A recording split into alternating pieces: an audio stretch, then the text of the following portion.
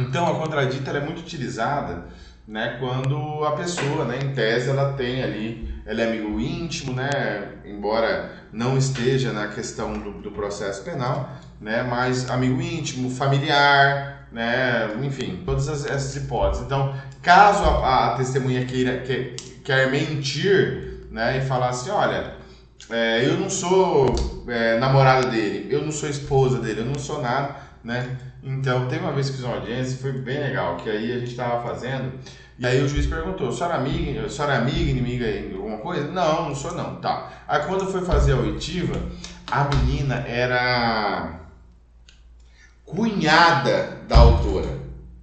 E aí, durante todo o tempo, ela falava assim, não, porque minha amiga... O juiz percebeu, pô, tá? Então, a contradita é uma forma da parte falar assim, doutora, já que ela não falou que é amiga, inimiga, etc e tal, né, vou contraditar essa pessoa, tá? Então, pode acontecer. E além disso, né, a questão de algumas profissões que não podem, tá? Da respeito da psicologia, né, existem algumas orientações e alguns conselhos, tá, referente aos psicólogos. Então, ele vai apresentar, verifica o impedimento de atiar, pode ser oficialmente o juiz solicitando a dispensa do testemunho na questão de justificativa. Tá? Quando o profissional, aqui ó, o mesmo não ocorre quando o profissional recebe um convite de uma das partes interessadas, que aí o psicólogo é livre para aceitar ou não o convite. Tá? Então, às vezes mesmo o Código de Processo Penal, né, trazendo algumas questões relativas ao ofício, tem alguns conselhos, né, que vão dar essa orientação mais específica, tá? Enfim, aí a parte pode contraditar a testemunha, mesma coisa lá do processo civil, tá? O dever de comparecimento, tá? Sob regra, ela tem que comparecer a testemunha, tendo em vista que ela, né, faz parte ali para a solução do litígio, né? Além disso, né, pessoas com doença ou idade então, obviamente tem o dever de comparecimento, porque a testemunha é como se fosse, né, um jurado, um tribunal do júri, é um dever legal, né? A pessoa foi lá, viu um crime, ela tem o dever legal de ir lá prestar o seu testemunho. Caso ela não vá, né, ela pode ocorrer a condição coercitiva agora. Então, marca-se uma data, ela não foi, manda a polícia ir lá buscar na casa dela. Tá? Se, às vezes, né, existe a possibilidade de remarcar a audiência. Tá? Então, geralmente faz a audiência, a testemunha não compareceu. Aí você fala, doutor, o juiz fala, olha, vai desistir da testemunha? Não, doutor, não vou desistir porque ela é imprescindível para a resolução dos fatos. Tá bem, doutor, então vamos fazer o seguinte. Às vezes demora, vai ligar para a polícia, vai ficar todo mundo esperando até a polícia ir lá na casa da mulher buscar, ou o oficial de justiça. Então, remarca a audiência e aí na próxima audiência, né, o oficial de justiça comparece na casa dela, né? Caso ela não vá, já fica tudo preparado lá para ir buscar ela, né, no momento. Pessoas em razão da idade ou doença, presidente e vice-presidente da República, né, são algumas situações especiais aqui de testemunha. Testemunha de fora da comarca, alguns autores chamam de testemunha de prova fora da terra, né? O melhor autor sobre todo esse tema que a gente está tratando aqui de provas é o Guilherme Madeira, tá? O doutorado dele nessa área. Então, ele escreve muito bem sobre isso, né? É ouvida por meio de carta precatória, etc e tal. Hoje, acontece muita oitiva por videoconferência, tá? Então diminuiu muito essa questão de carta precatória. O cara entra por videoconferência, né? É melhor porque o próprio juiz da causa vai fazer oitiva. Mas antigamente o juiz tinha que mandar lá 15, 20 perguntas, juntava as perguntas do promotor, juntava as do advogado para fazer as perguntas para a testemunha. Aí o juiz que não tinha nada a ver com o processo, né, fazia as perguntas ali para a testemunha. Hoje, com a videoconferência auxiliou muito, né? Apresentação de rol de testemunhas, o dever de comparecimento, ele voltou aqui. A gente falou acusação na peça inicial, a defesa na resposta à acusação, número máximo a gente falou do procedimento, ordem a gente já falou também na última aula, né? Primeiro as testemunhas de acusação, depois as de defesa. Contudo, né, existe aqui a possibilidade, né, de inversão da ordem. Às vezes, Pô, tem 10 testemunhas para ouvir, 5 da acusação, 5 da defesa. Eu ouço as 4 da acusação, faltou uma.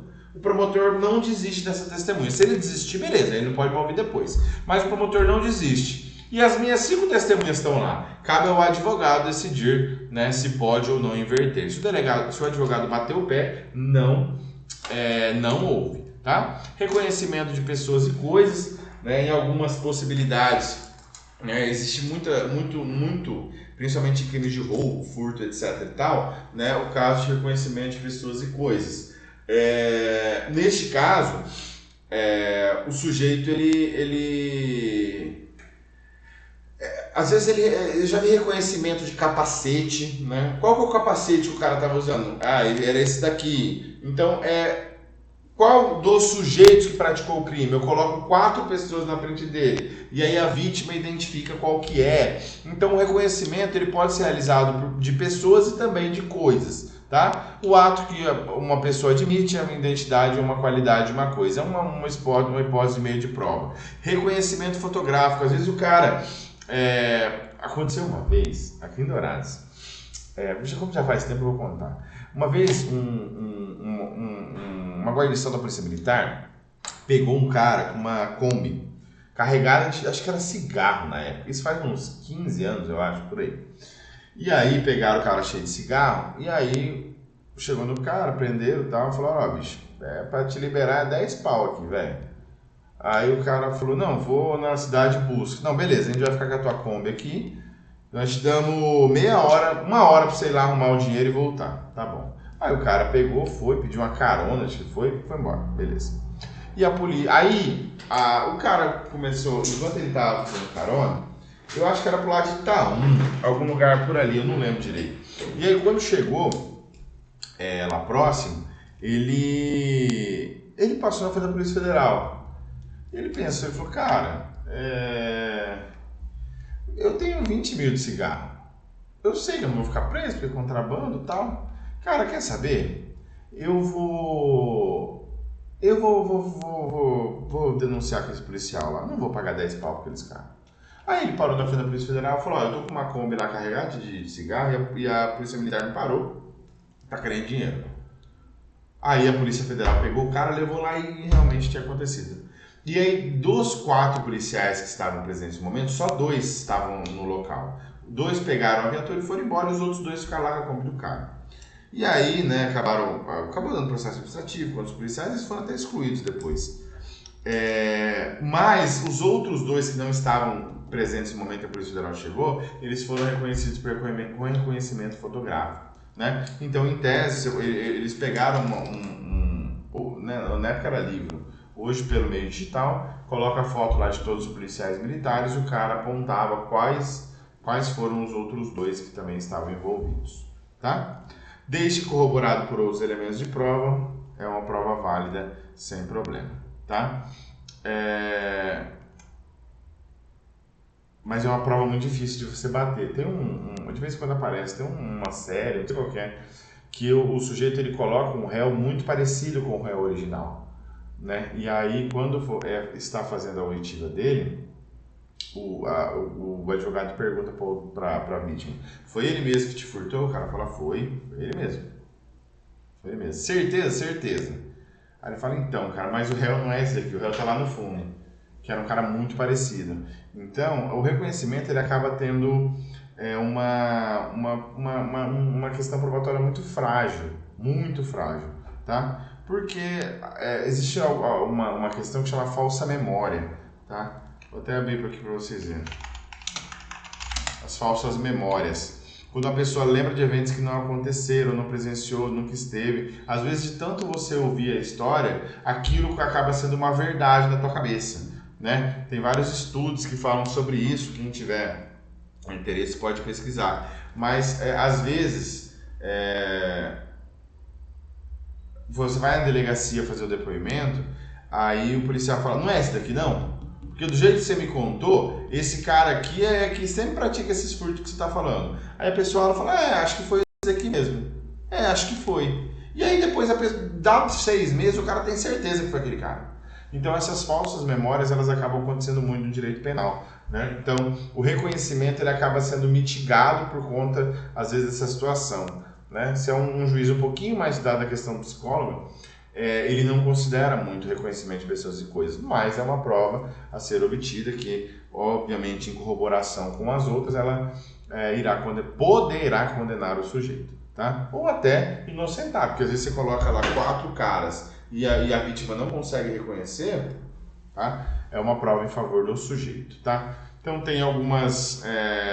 pessoa convidada deverá descrever a pessoa que deve ser reconhecida, tem um procedimento, apontá-la, autoridade para virar não seja vista, final da diligência lavrar-se-á o auto, etc. e tal. Por videoconferência, né, embora não esteja prevista, né, expressamente, mas hoje em dia, cara, tudo é por videoconferência. A cariação é quando eu junto, né, duas partes para poder... eu estou desconfiado que as testemunhas estão mentindo, ou testemunha e perito, uma está falando ao contrário da outra, tá? Cuidado, a cariação não é só entre só testemunhas, entre acusados e testemunha, entre testemunhas, entre acusado e ofendido, entre todo mundo, tá? E todo mundo que for depor, vítima, acusado, ofendido, todo mundo, perito, eles podem ser sujeitos à cariação, tá? Então, nesses casos, caso um réu fale assim, não, eu pratiquei o roubo sozinho, e o outro fala assim, não, eu pratiquei o roubo com ele, pô. Então, pô, não tá mentindo. Então o juiz junta, geralmente o juiz coloca uma parte da frente da outra e fala assim, ó, o seguinte, cara, dá um esporro nos dois, vocês estão de palhaçada, isso aqui é sério, rapaz, dá um esporro nos dois, né, nas testemunhas ou nos acusados, e aí fala, ó, algum de vocês está mentindo, velho, se não me contar a verdade agora, o pau vai começar a quebrar aqui. E aí o juiz dá uma ameaçada, às vezes surte efeito, às vezes não surte, tá? Na maioria das vezes, as testemunhas mantêm o que falam. Fala, doutor, o que eu falei é verdade. Aí a outra testemunha fala, doutor, o que eu falei é verdade. E aí, já fazer o quê? Não tem muito o que fazer, não. Mas, às vezes, dá certo. As pessoas acariciadas já devem ter prestado suas declarações, deve haver divergência sobre ponto relevante. Se for uma coisa irrelevante, pô, às vezes já vai um ponto tão irrelevante, aquele pedir cariação, sabe? É errado acontecer cariação, aliás, tá? Mas pode, tá? Tanto no inquérito policial como no processo criminal. No processo é um pouco mais leve, na delegacia, filho do céu, tem delegado que vira o bicho, tá? Porque às vezes acredita que a testemunha está mentindo para ele.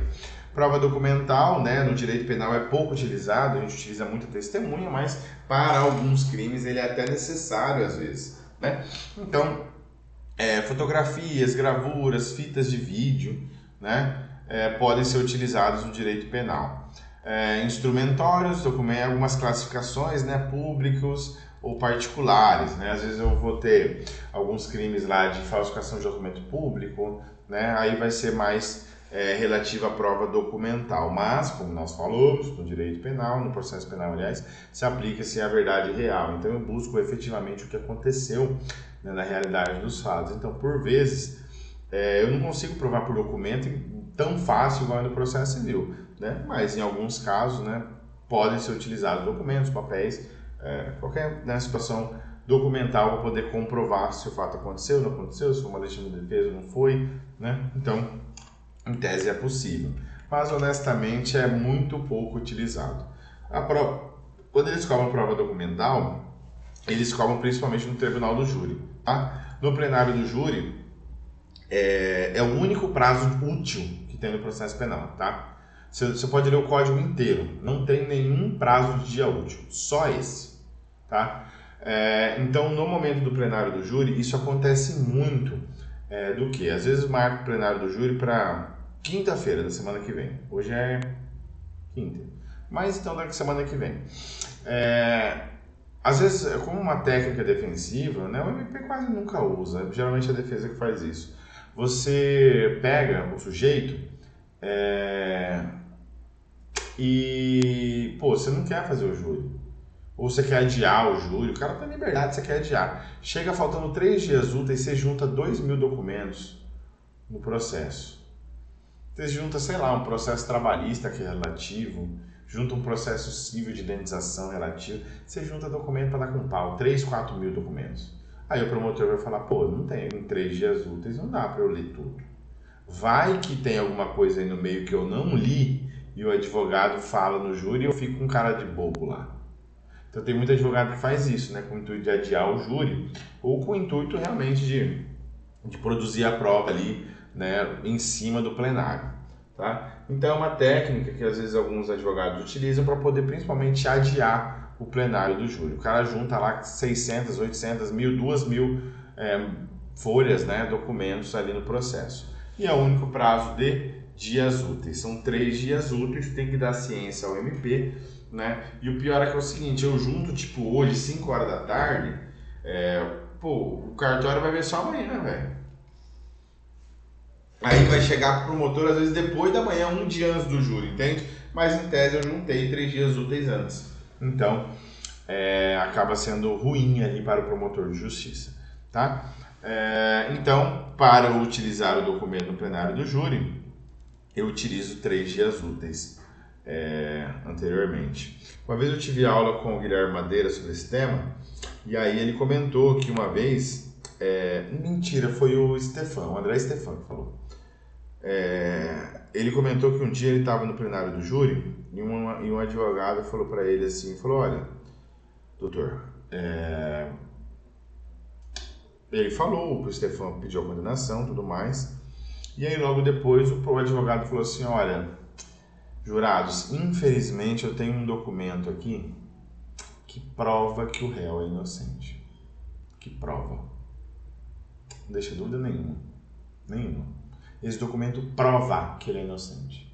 Só que eu não posso mostrar para os senhores porque o Código de Processo Penal me proíbe. Eu teria que ter juntado esses documentos 3 dias úteis antes, mas ele só chegou na minha mão ontem. E se eu mostrar para os senhores, o senhor tem certeza, os senhores vão absolver ele, porque esse documento prova que o sujeito é inocente. Você como promotor, o que faria? Porque o advogado falou assim, olha, doutor, se o promotor me autorizar, eu mostro para vocês. Mostro o documento e prova a inocência dele. Você como promotor tem 2 opções. Primeira, falar assim, doutor, pode mostrar. Ou você pode falar, não, doutor, o senhor tem ciência, assim como eu, o senhor conhece o Código de Processo Penal, fala 3 dias úteis. Ponto. 3 dias úteis. E aí? O que você faria?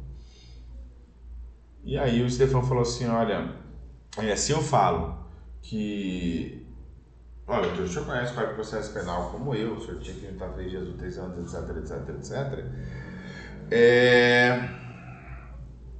O cara ia falar assim, viu? Como que o promotor está preocupado com lei, o promotor não está preocupado se o cara é inocente ou não.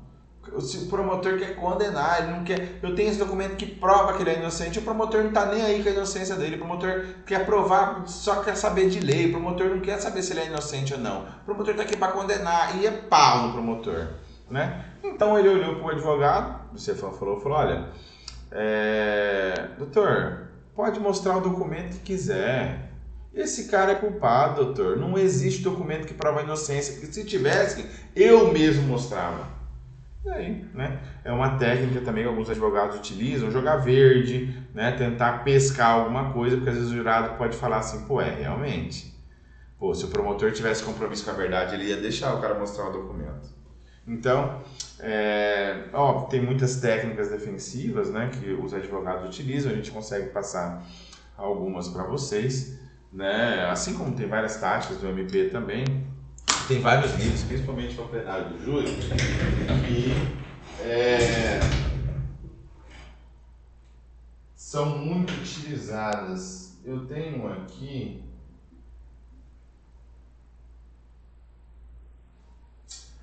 Cadê, cara? Não sei se está em casa esse livro.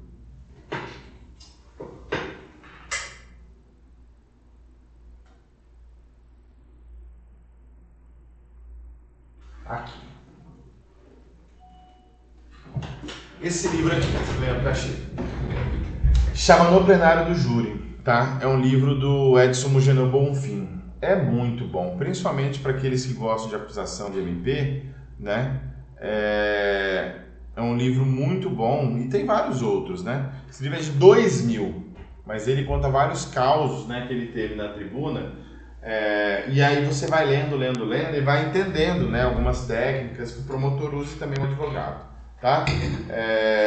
Mas é isso, né? Eu deixei aqui os artigos referentes à matéria que a gente teve, tá? Então deem uma lida também no Código de Processo Penal, principalmente para concurso, cai muito assim, leitura, letra de lei, tá? Qualquer dúvida, estamos à disposição. Beleza? Vou encaminhar junto com o vídeo a matéria, né, os slides relativos às aulas que nós tivemos, e a nossa prova será na semana que vem, no dia 23. Beleza? Bons estudos. Abraços.